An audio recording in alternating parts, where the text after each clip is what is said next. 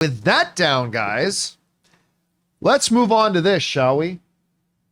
Every franchise needs its foundation, its pillars, if you will. The Wizarding World has Harry Potter and Hermione. If you look in Marvel, it was for the longest time, it was Steve and it was Tony. And Thor. What's that? And Thor. The MCU.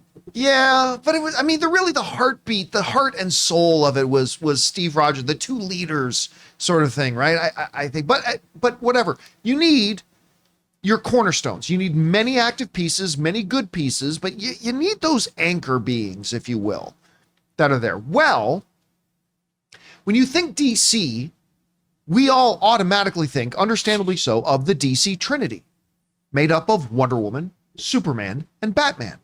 That is the DC Trinity.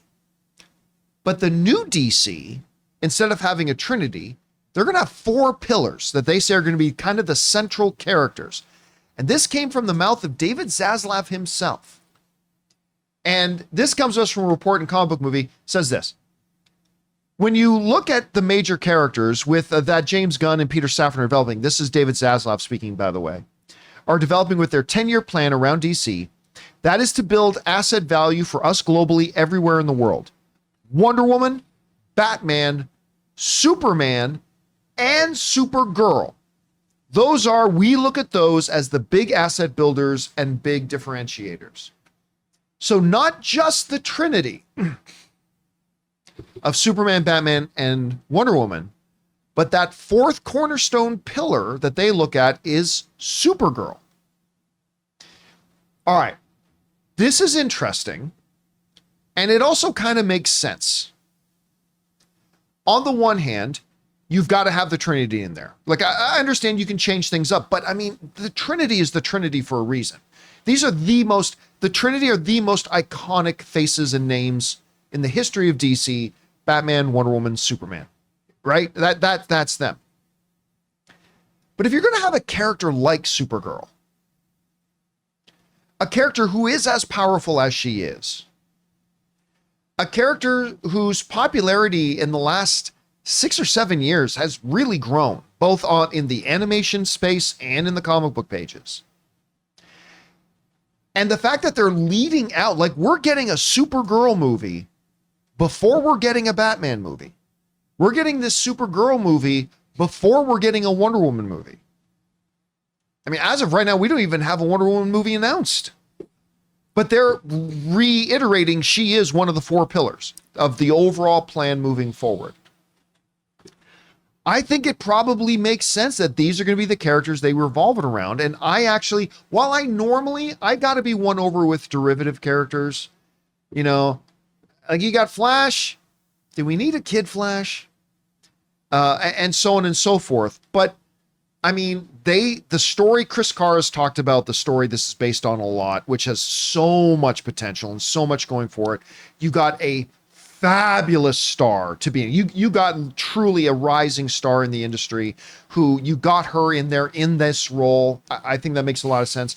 And to move it from 3 to 4 for the cinematic universe at any rate, I think it makes sense. Look, we won't know how good it is that they're going to be making Supergirl one of these pillar characters until we see the movie Supergirl. That's when we're really going to know. So I'll just say, in theory, I get it and I like it.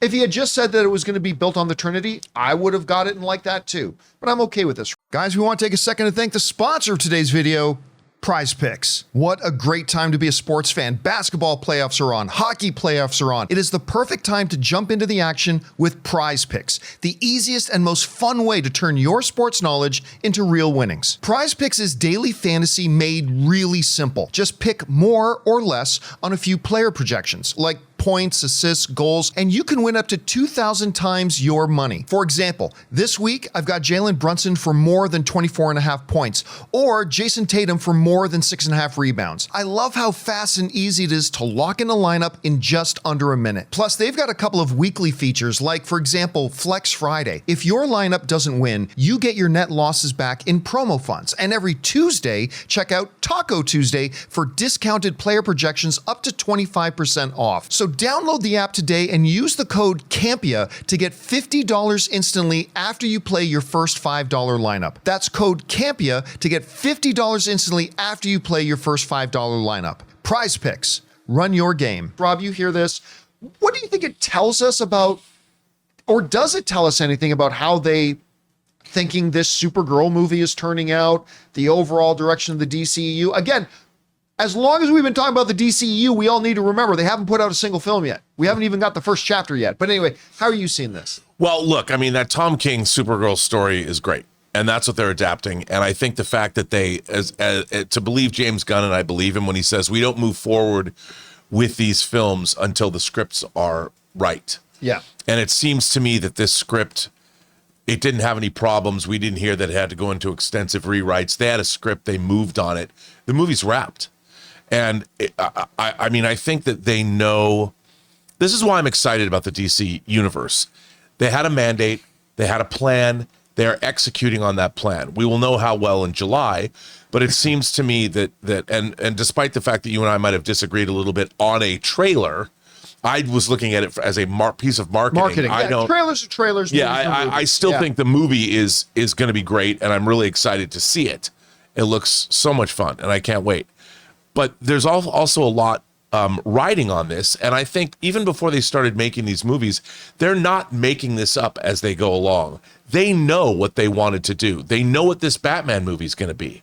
They already know what it is. Now, we might not know what it is, but they do. Right. James Gunn, they know what direction they wanted to go in. They probably know what storyline they wanted to adapt. They know the kind of movie they're making, whether it's Batman and Robin or Brave and the Bold, what the hell they're going to finally announce. They know. And I think that obviously David Zaslav knows. So I think that when he comes out and says this at the upfronts, and the upfronts, I'm surprised it hasn't got more publicity than it has, because those used to get a lot more press in the entertainment press. But now I guess we're hearing about it, so it is getting press. But they know. And Warner Brothers, look, I think Warner Brothers is having success. They're going to have a big banger of a movie opening this weekend with Final Destination, which is New Line, but also Warner Brothers. Warner Brothers umbrella. Sinners is still banging up the charts. I mean, it's still making a lot of money. And so Warner Brothers is in a really good place. And I think David Zaslav would like to see it continue. I mean, you've got Superman coming out. You've got Weapons coming out. Warner Brothers is in a great place. And I think this is going to be the energy. And they're going to tell you, you're going to know in July. When this movie comes out, and if it does as well as we hope it's going to do, this is the engine launching their Saturn V into orbit. And I think that I'm excited. They need to follow up. Yeah. You know, they got the Superman movie done. I would imagine it wouldn't surprise me to see some kind of a trailer. I don't know if they're going to play that post-credit game the way the MCU has. I would imagine that they would, because people would expect it. And apparently Supergirl does appear in Superman. Yes. So it wouldn't surprise me at all if they're going to really make this interlocking and we see something in the post-credit sequence of Supergirl. But I think this is, look, I like what I hear.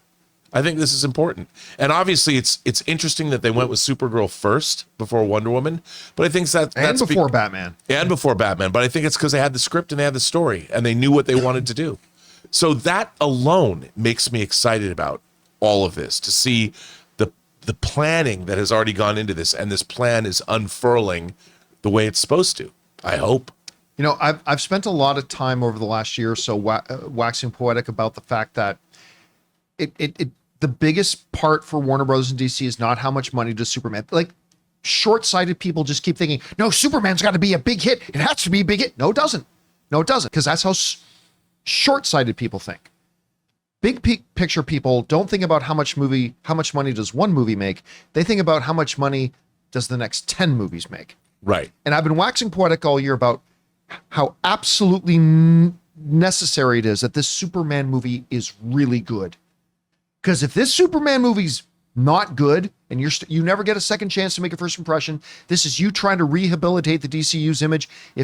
Sorry, James, don't mean to put extra pressure on you, but if Superman's not great, that's going to be a real big problem for them. So I've been spending a year waxing poetic about that.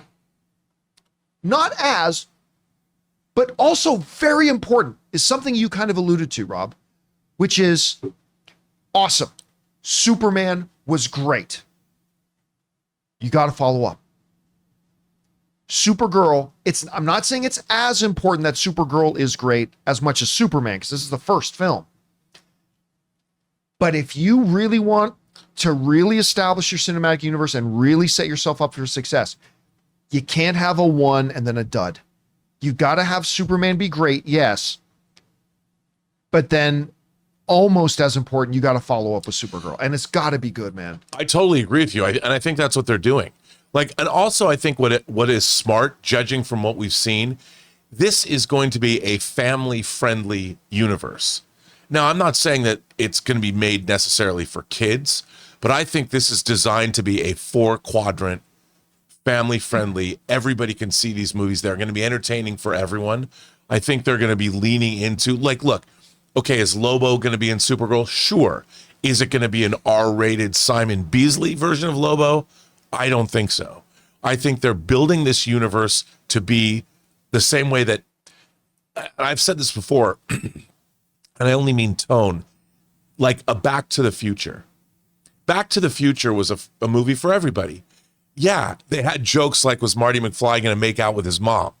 But it was done in a PG context where everybody could go. There wasn't one person who saw Back to the Future and wanted it to be more edgy.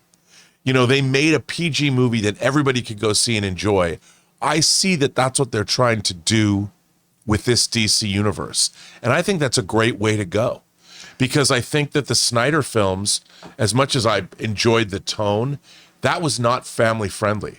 I mean, for God's sake, even Ben Affleck said I couldn't take my kid to see Batman v Superman: Dawn of Justice because it would have terrified him. And I think that there's something to be said for that. And if you make a movie like this and it's a 4-quadrant hit, and kids, it's got robots and dogs and monsters and superheroes, Lex Luthor and all this stuff, you're going to get $1 billion movie out of that, because you get more people that can go. More, and kids will want to go see it multiple times. And I mean kids that are like 8. So yeah, but don't forget, James Gunn has said that they're not going to shy away from R-rated films. No, but those will be R-rated. Yeah, but Wonder Woman, it won't be R-rated. Supergirl won't. Lobo may be R-rated when we get a Lobo one. Yeah. There's also an aspect that I love that he included Supergirl, because I always thought Superman was unrelatable. That's why I never really attached myself to the character.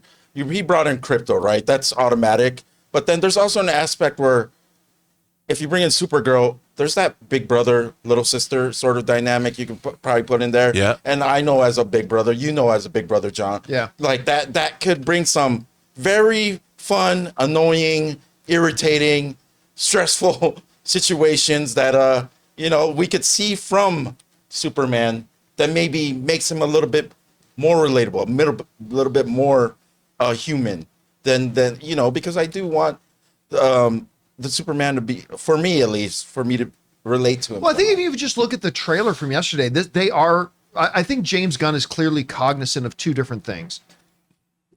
Two of the challenges facing telling super compelling Superman stories is, number one, nothing can challenge him because he's Superman. So what does James Gunn show us in the first couple of trailers? Superman having a hard time, right? So that's the one thing. The other thing is, like you said, a lot of people have said he's kind of unrelatable in many ways. And I think in the trailers, what we've seen him is them saying, we're making Superman more relatable. He's still Superman, but he's got some of the same traits and maybe some of the same flaws that we do too. So it's going to be interesting to see if they're able to follow that up. But again, I just think it's really interesting that we have a Supergirl movie in production. Like, it's not theoretical. They're shooting the movie as we speak. And we don't even have an announcement on a Wonder Woman movie yet. So that's maybe that's just part of the plan. We'll find out. Guys, question is for you. What do you think about this? Apparently, instead of just a Trinity, we have 4 cornerstones that are going to be the DCU. It's going to be Batman, Superman, Wonder Woman, as expected. But also Supergirl is going to be one of those 4. It's really kind of hard to say how great of an idea that is until we see the Supergirl movie, but in general, I don't mind it in theory. How do you guys feel about it? Whatever you guys think, jump down to the comment section below and let us know your thoughts. Hey guys, thanks so much for watching this video. Make sure you like the video, leave a comment, and subscribe to our channel. And don't forget, we have a daily podcast called the John Campea Show podcast, available on Apple Podcasts, Spotify, or your favorite podcasting app of choice. Go and subscribe to it today so it'll be there when you need it.